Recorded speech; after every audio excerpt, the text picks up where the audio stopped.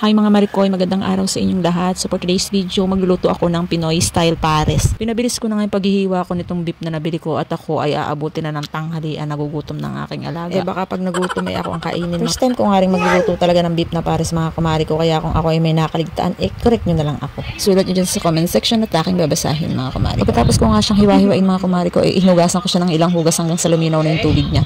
At pagkatapos nun, nagdiktik na ako ng isang ulong bawang at tignan naman kung gaano kabilis ang transition. At pagkatapos nga ay kumuha ako ng medium size na luya at aking binalatan at hihiwain ko rin siya ng pahaba. Medyo kinakabahan nga ako mga Marikoy ko dahil hindi ko alam kung magugustuhan ng aking alaga yung aking luto.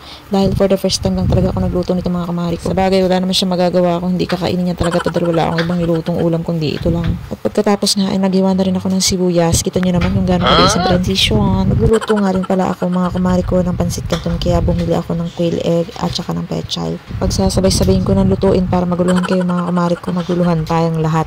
Sisimulan ko na ang ilaga itong itlog ng pugo na nabili ko, bali 24 pieces yata ito, ilalahat ko na siya kasi mas madami, mas masarap, mas masaya. At pagkatapos nga ay sinunod ko na rin tong pechay na aking pinagtumbling-tumbling muna bago ko iwain.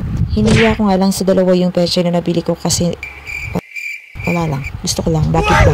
Sobrang nakukita nga rin ako sa star anise nito kaya pinakita ko sa inyo. At dahil naaamisa ko sa kanya kung pampaano ba itong star anise, nag-search ako sa Google kaya ito yung nakita ko at nabasa ko. Marami palang benefits na nakukuha natin sa star anise kaya maganda pala ito kapag nagluluto ka maglagay ka nito. Pero hindi ko lang alam kung any type of ulam ba ay pwede mong lagyan ito o kailangan pares lang. Okay, back to business. Nagisa na nga pala ako ng luya, bawang at saka ng sibuyas. Iuna ko yung luya kasi medyo matagal-tagal siyang mag-isa. Pinanghuli ko yung bawang kasi mabilis siyang masunog. Tapos naglagay na ako ng ilang pirasong star anise. Tapos naglagay na rin ako ng 1,300 pieces na paminta, kalahating beef cube at hinalo ko ng hinalo hanggang sa lumabas yung aroma. At pagkatapos ko nga siyang paikot-ikotin, nilagay ko na yung baka. Halu-haluin ng konti, tapos lagyan mo ng konting toyo. Tapos haluin mo lang ng konti hanggang sa mahilo yung baka. Tapos lagyan mo na siya ng tubig at takpan. Bali low fire lang yung apoy na gagawin ko sa baka. Bali natutunan ko lang yung technique na yun sa isang matandang walang magawa sa buhay. Pero in fairness, totoo talaga. Yun na lang lagi kong ginagawa. Kasi dati nagigil ako kapag nagpapalambot ako ng baka.